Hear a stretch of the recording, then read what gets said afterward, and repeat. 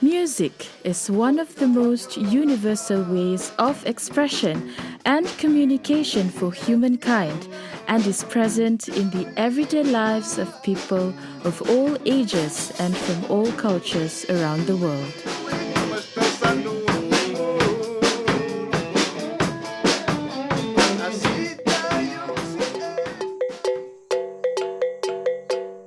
Our music has spanned across the centuries and has adapted to become more beautiful.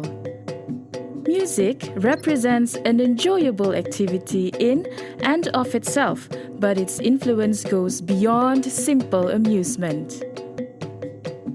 This goes without saying for the Bidayuh. Their beats and rhythm can be unique to the region or area of each ethnic sub-tribe. Some would say that the Bidayuh traditional music can shape an individual.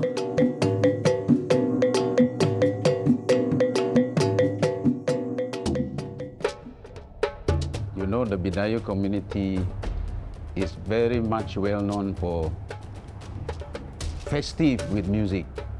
You just go to a Bidayuh wedding. You can never have a Bidayuh wedding without music and dance, you know, the pocho-pocho and all those kind of things. And then when a Bidayuh is born or was born, when I was born last time, my mother would lullaby me with music.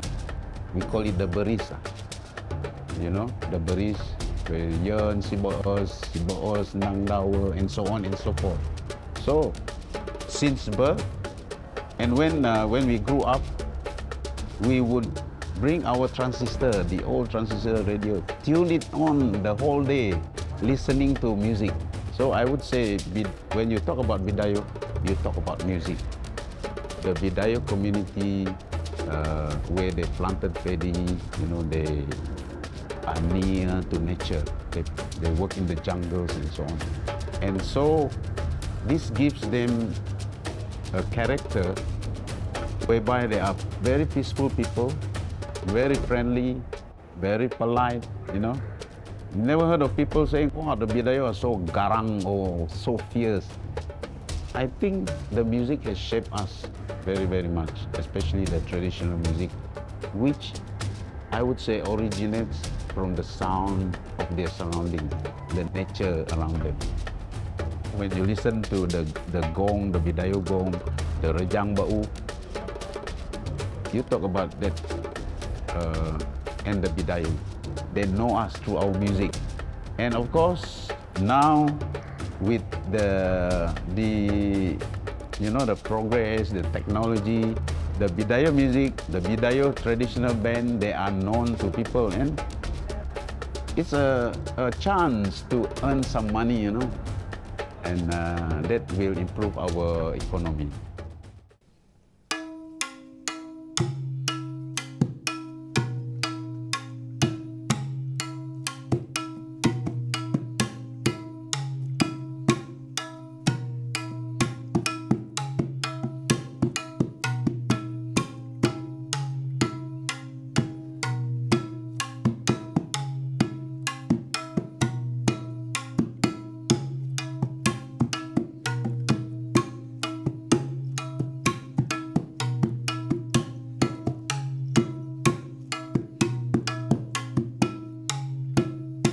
You look at me as a true living example of a person who has been shaped through the Bidayuh traditional music.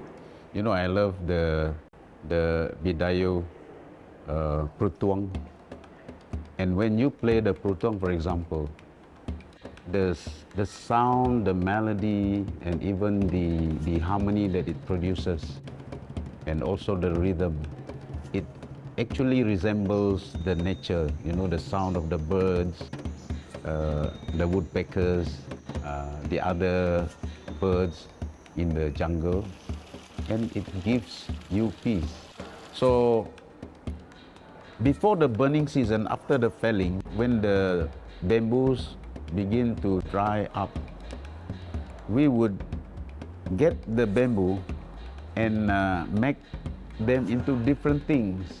Some for our huts, some for our flooring, and wonderfully, some for our musical instrument, which is the prutong. The prutong became one of the instruments which was played. We called it that time is we call it the rabak time, or cutting between the time after they cut, while they waited for the woods and the bamboo to dry up to burn the field. They would be playing the prutong, you know, and the prutong will last them until the harvest time. But the time that they played the prutong most was between the cutting, the felling, up to the time when they did this weeding until the harvest. So they had a long time, you know, between planting and the harvest. So that would be the time they played a lot of the prutong.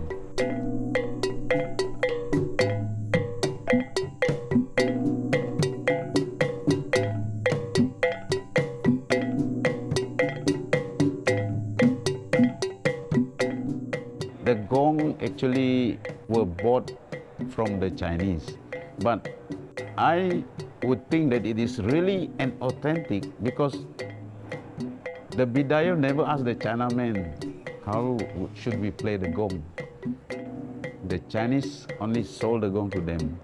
But after that, the Bidayuh began to think how they wanted to make their own music with the gong. Moreover, they use it in their own ways. For example, they use it in their own festive. They use it as instrument during rituals, certain rituals. So they made their own music, they made their own rhythm from the gong, and they decided to use it in different ways. The sound of gawai, the quality of the gong, the tune, the skill of the gong beaters. So the best gong beats for the annual gawai, arguably, people think that the Jagoy side produce one of the best, if not the best, gong beats. You know, the annual gawai gong beat. You know? So the best gong beat was, you know, something like that goes like this. Tu bau tu bidi, ke bau ke bidi, tu bau tu bidi, tu boom, tu boom. It's not simply that gong keng, da dong tong keng. It's not like that. So that's the difference. The quality there. But of course, unfortunately, some of the few kampung, because it's not that they cannot beat the gong, it's because the quality of the gong itself. It's not like the brass gong those days, you know, during the ancient time. The sound is good. Aku suka dengar bunyi gong. Setiap kali aku dengar bunyi gong, kalau aku puan dia bulan 5, then mau masuk bulan 6, aku puan gawai is coming soon. Jadi aku akan cari lagu dan aku dengar yang ogi gong, tradisi lama lah, bukan lagu yang baru-baru. Sebab bagi aku, lagu lama no lebih menunjukkan identiti sebagai Bidayuh. Jadi dak bori no kemas rumah. We know gawai is coming soon. Aku akan pasang lagu sambil kemas rumah, vacuum ke, mop ke, whatever. Yang penting ada bunyi gong. Dan itu paling kusuka asal aku ngojit music lah. We also had instruments like the serune. So when we went to our farm, we would stop and cut those small bamboos. We call it the pisa, and make this kind of wind instrument, very simple wind instrument, just to entertain ourselves, me and my brothers and my sisters. So those are the functions of instrument. Ritual for entertainment.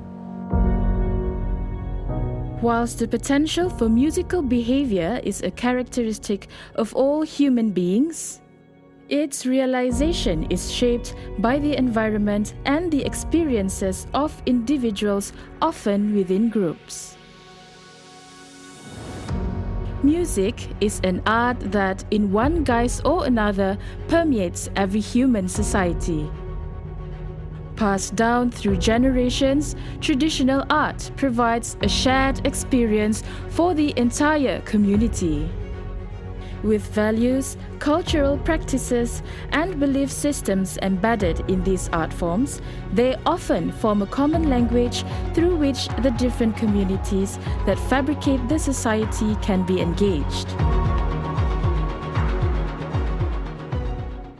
Aku rasa penting kan untuk pelihara warisan dua Bidayuh kerana otok ti kaum minoriti dia terbogok ti ada nai amo terdenangnya anyaman Bidayuh ti mau kurangnya ada nai dia bogok ti kerana uhe.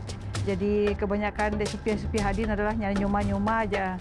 Jadi aku rasa otok perlu pelihara supaya orang-orang muda daripada otok generasi baru muno suak berkecimpung gedang bidang kraftangan otok kraftangan Bidayuh ti. Ya, sebab bangsa tak Bidayuh sama dengan bangsa no di Bekon. So zaman sebut babai tak bara iati memang daya ando di artistik nggak kreatif.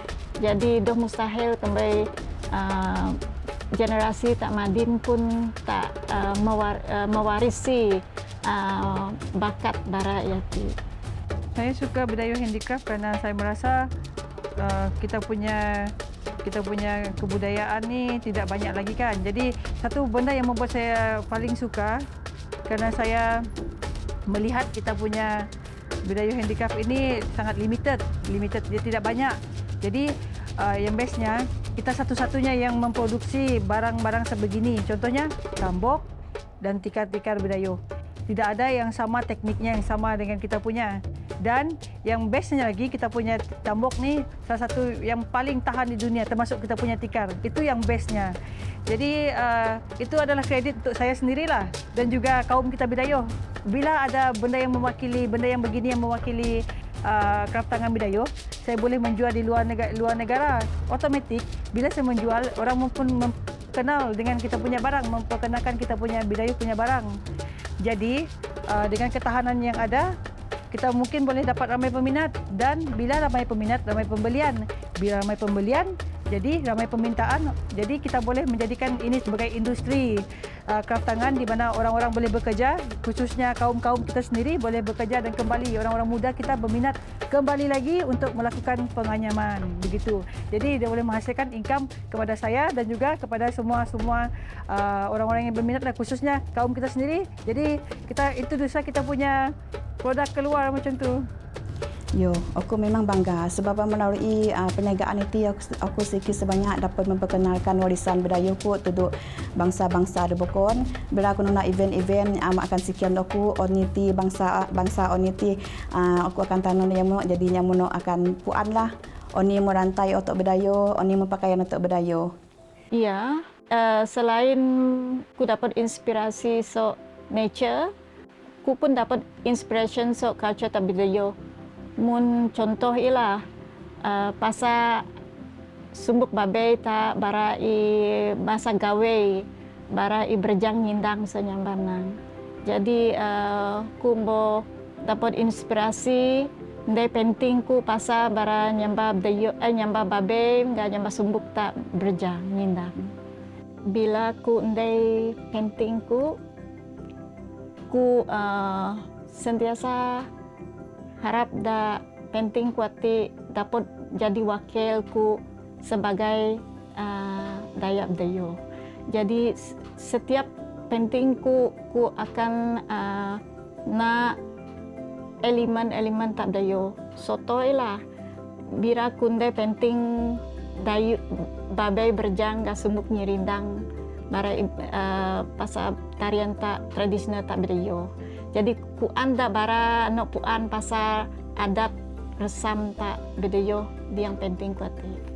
Dengan perniagaan itu otok dapat memperkenalkan warisan otok tuduknya ada sopak. Mungkin otok dapat mogan orang-orang muda untuk terus berminat dua oni denai otok Bidayuh lah. Our art allows craftspeople to be independent business people and have ownership of their enterprise rather than being cogs in a wheel. They can be carried out in a home environment and so help protect family and community life.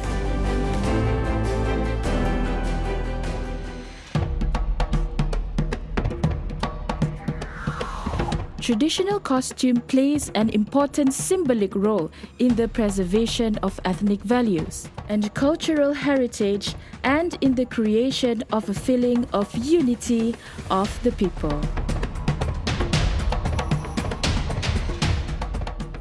Bidayuh, in its name, is already an identity. Now, how do we maintain the Bidayuh identity? Now, in any community, there must be a few cultural elements, whether it's adat or customs, that we should try to propagate and we try to promote. Among the Bidayuh, one is of course our traditional costume. That is something that we are proud of now. When you have a gawai or we have a wedding, we seem to notice that the young couple, the younger generation, they choose to use their traditional costume as part of the identity. The Bidayuh people believe that wearing black, we are hiding ourselves from enemy attack, quote unquote, and unseen enemy, the evil spirit.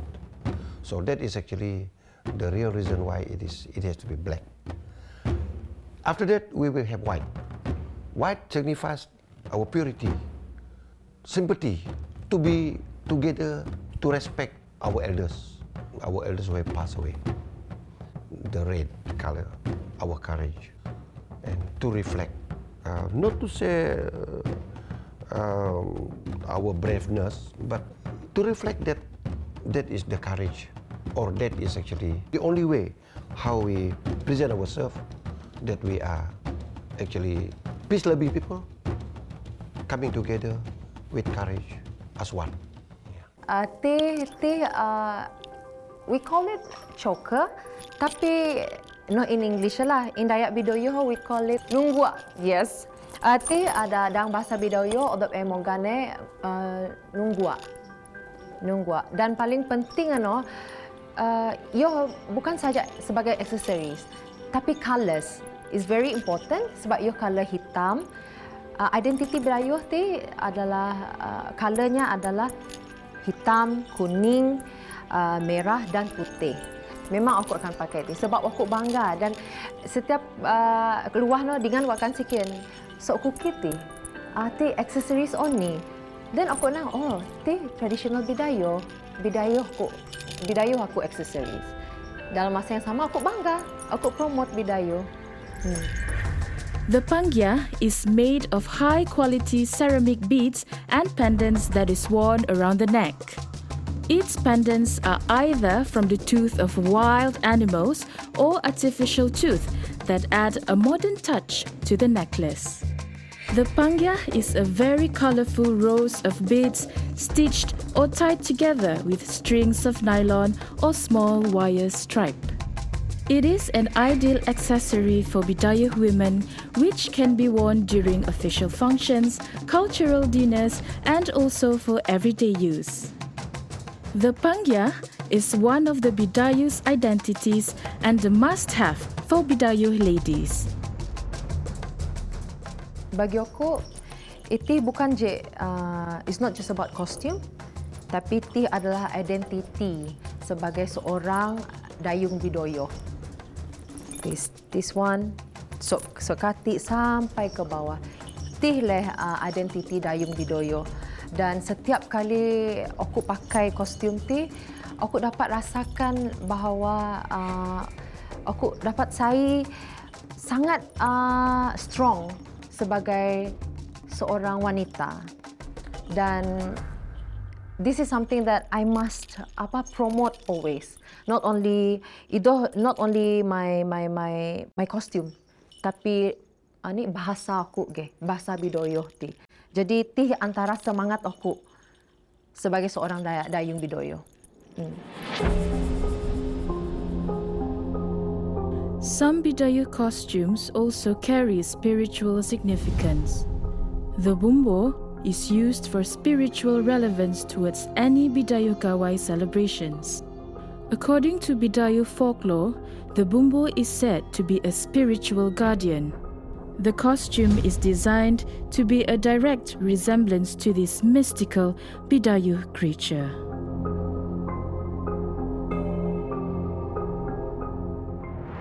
The traditional clothing has its importance in itself. They are important elements of our culture which are rich with symbolism. They show patriotism, festivity, unity, and solidarity. Today, Bidayuh traditional costumes continue to transform, change, and improve to suit the current conditions of life. However, the soul, identity, and message of these costumes must be preserved. If we do so, we will preserve them successfully for generations to come.